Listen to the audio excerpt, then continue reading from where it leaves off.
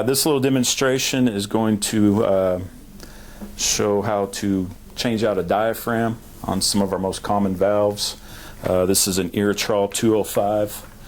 It's one of the most common valves that we deal with, and this is the 100-232 Irrigation replacement diaphragm. And typically when you do replace a diaphragm, make sure that the water supply is turned off to the sprinkler system, because I find, for one, it's easier to replace this, remove the solenoid. Now you can, if your water supply is not turned off, your zone valve will come on, or the zone that this valve works on. With that being said, one of the easiest things that I've found,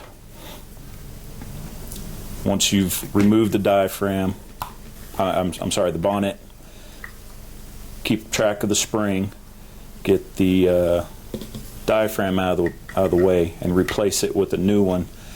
There is a tab on this diaphragm. It needs to be oriented right on the downstream side of the valve.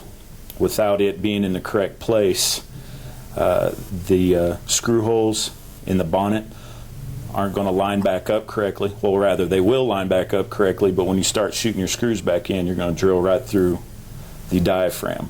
And there is a small exhaust port that needs to be lined up correctly as well.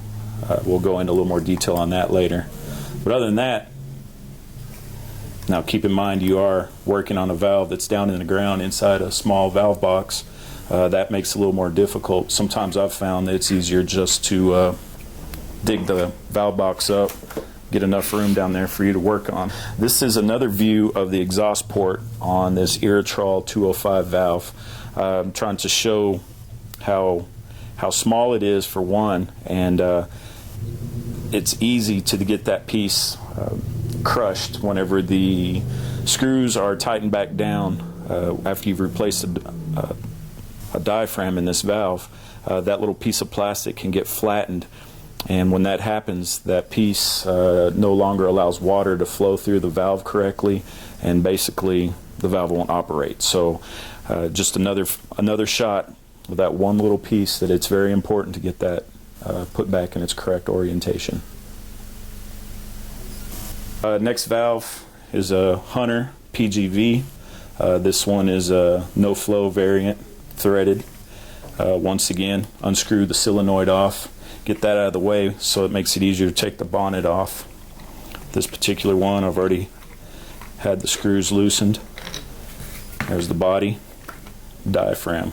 This one's a little bit easier to line back up. Everything is already formed into the bonnet, so you just drop that back down in there. Now, of course, there is a screw. I happen to have lost mine, so don't make that your situation. And then you just screw the screws back down in place, reattach the solenoid. The valve should be good to go again. This last one is the Rainbird 100 series DVF. It's the diaphragm that goes with that. Remove the solenoid. And I already started taking some of these screws out for time.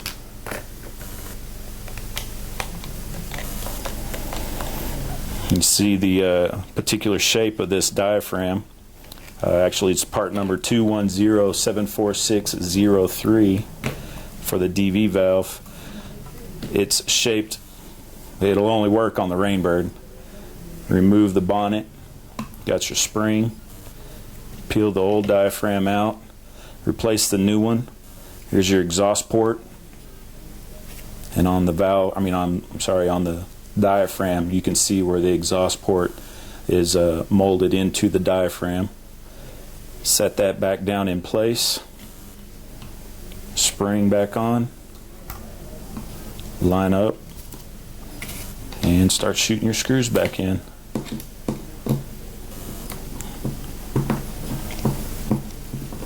And once you get all your screws back on, make sure when you're tightening them up, don't over tighten them. Some of these bodies can crack, but other than that, that should get your problem fixed. And that concludes our demonstration.